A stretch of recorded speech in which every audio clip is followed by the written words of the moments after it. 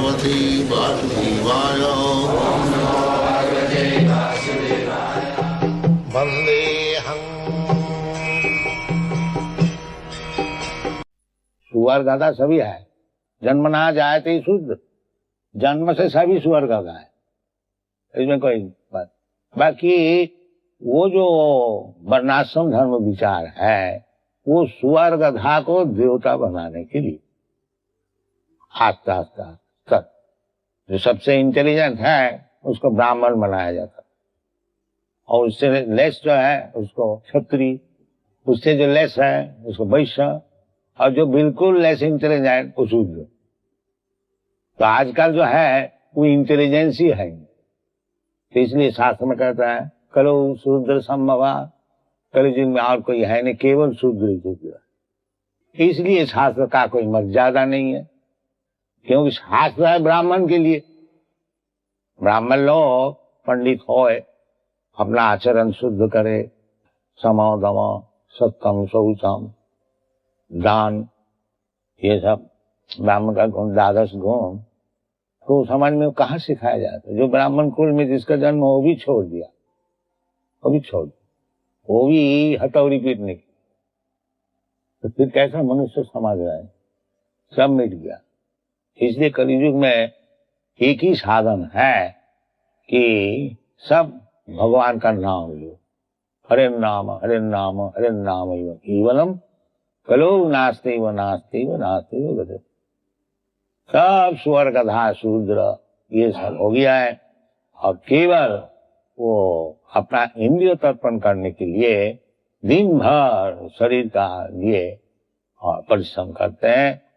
तो ये सब लोग कहते हैं ये उचित नहीं, उचित इस तरह से जो समय नष्ट कर रहे हो, मनुष्य जीवन जो बहुत मूल्यवान है, अनेक जन्म का बाद मिला है, उसको केवल खाने पीने के लिए, बच्चा पैदा करने के लिए बर्बाद करना तो उचित नहीं है। ये ऋषभ का मूल उद्देश्य है। तो किस लिए है न तपो, इसलिए कहते हैं तपो दिव्यं पुत्र का जे न सत्तंग शुद्धे, दिस इज योर बिजनेस। हमारा जो एग्जिस्टेंस का मूल भित्ति है, जैसे शरीर है, ये शरीर शुद्ध नहीं है, इसलिए हमको तो मरने पड़ता है। क्यों मरता है? कोई तो मरने को नहीं चाहता है। जन्म मृत्यु जरा व्याधि जैसा बुखार चढ़ जाता है, कौन बुखार को चाहता है? ये चढ़ जाता है कोई कारण से, बुखार हो गया, कोई पाप हुआ, कोई इन्फेक्शन हुआ, इसलिए बुखार होना कोई साधारण नहीं है, यह असाधारण है।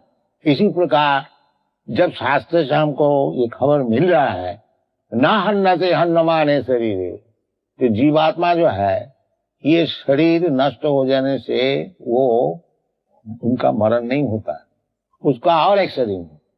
जैसा कपड़ा फट गया तो वो कपड़ा फेंक देते हैं, दूसरा कपड़ा लेते हैं, इसी तथा देहांतरम। इसी प्रकार जब ये शरीर और चलता नहीं, इसका मशीन सब खराब हो जाता है।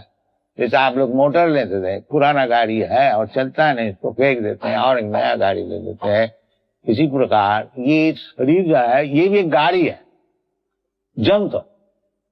शास्त्र भगवान खुद बताया जंत्रारूढ़ाणी माया, ये माया का जीव है जंत्र।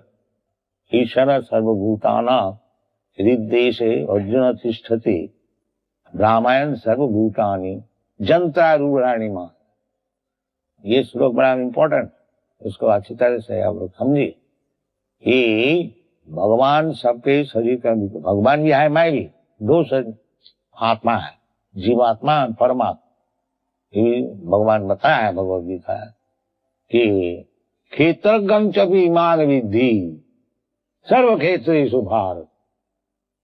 क्षेत्र और क्षेत्रज्ञ, ये शरीर है क्षेत्र, हाँ जमीन, और जैसे जमीन होता है और जमीन का कोई किसान भी होता है, दोनों मिल करके एक फल को उत्पादन करते हैं जिसका हम लोग भोजन करते हैं। इसी प्रकार ये जो शरीर है, ये शरीर से हम लोग काम लेते हैं, हम लोग जीवात्मा, और उसको जो फल है उसको फिर भोगते हैं। कर्मणा दैव नेत्रेण, तो भगवान यूज करना। सब भगवान कहते हैं ये जो शरीर का मालिक एक जीवात्मा है, इसको भी क्षेत्रज्ञ कहा जाता है, और ये क्षेत्रज्ञ है वो मैं हूं। क्षेत्रज्ञ च इमाम विद्धि सर्व क्षेत्रेषु भारत। जैसे जीवात्मा है वो अपना शरीर का ही खबर रखता है। हम आप लोग जैसा है, हमारा जो सुख दुख है शरीर में मैं बोल सकता हूँ, आपका सुख दुख जो है वो आप बोल सकते हैं।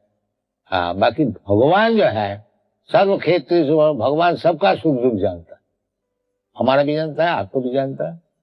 तो दो है, जो लोग मूर्ख लोग कहते हैं कि जीवात्मा परमात्मा एक है, उसको ज्ञान ठीक नहीं। जीवात्मा अलग और परमात्मा अलग। इसलिए भगवान कहते चौ का अर्थ होता है एवं और। बात यही है, हम यदि अगर परमात्मा होता तो आपका शरीर का सुख दुख हमको मालूम होता है, और आप अगर परमात्मा होते हैं तो हमारा सुख दुख आपको मालूम, ये तो मालूम नहीं है। बाकी भगवान को मालूम, तभी तो हम लोग भगवान को मानते हैं। सर्व क्षेत्र सुधार, तो जीवात्मा परमात्मा घोष। और वे भगवान कहते कि ईश्वर सर्वभूतानां हृदयेषु अर्जुन तिष्ठति। तो सर्वभूतानां ईश्वर भगवान रहते हैं, तो मैं क्या सर्वभूत में रहता हूं, तो हम भगवान कैसा हुआ? ये सब विचार नहीं करते, भगवान बन जाते। हम भगवान, तुम कैसे भगवान हुआ? तुम सब जीव का आत्मा में है, सबका सुख दुख समझते हो? नहीं, कुछ नहीं, भगवान बन गए। नहीं, ईश्वर सर्वभूतानां हृदयेषु अर्जुन तिष्ठति। वो जो भगवान है वो परमात्मा है, वो सबका हृदय में बैठे हुए हैं। ये उपनिषद में भी है, ये दो पक्षियां हैं, वो ये वृक्ष में बैठे हुए हैं। वो दो पक्षी कौन है? जीवात्मा परमात्मा। तो एक जो पक्षी है वो वृक्ष का फल को खाते हैं, और दूसरे जो पक्षी है वो देखते हैं। अनुमंता उपदृष्टा, केवल देखते हैं कि क्या चाहते। तो भगवान तो श्रीजंग सर्वभूतानां, सबके मित्र है। भगवान इतना सुंदर मित्र है कि ये जीवात्मा कोई भी शरीर में जाता है, स्वर्ग का शरीर में जाए, देवता का शरीर में जाए, भगवान साथ साथ जाते हैं। इसके ये मूर्ख को कैसा समझाया जाए? ये जो देहांतर प्राप्ति केवल करते हैं, दुख भोगता है, सुख भोगता है, इसी प्रकार इस दुनिया में भ्रमण करते हैं, किस तरह से उसको ज्ञान दिया जाए? जो मूर्ख है ये सब छोड़, गधा ये सब छोड़, मूढ़ा गधा छोड़, यदि सुखी होने को चाहते। क्यों ऐसा फिरता है, भटकते हैं, एक शरीर छोड़ के एक शरीर, तथा देहांतर। ये मूर्ख को समझाने के लिए भगवान आते।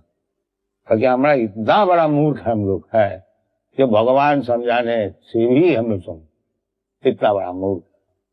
इसलिए भगवान कहते हैं नमाग दुष्की तो न मूढ़ा प्रबद्धन्ते नराधम।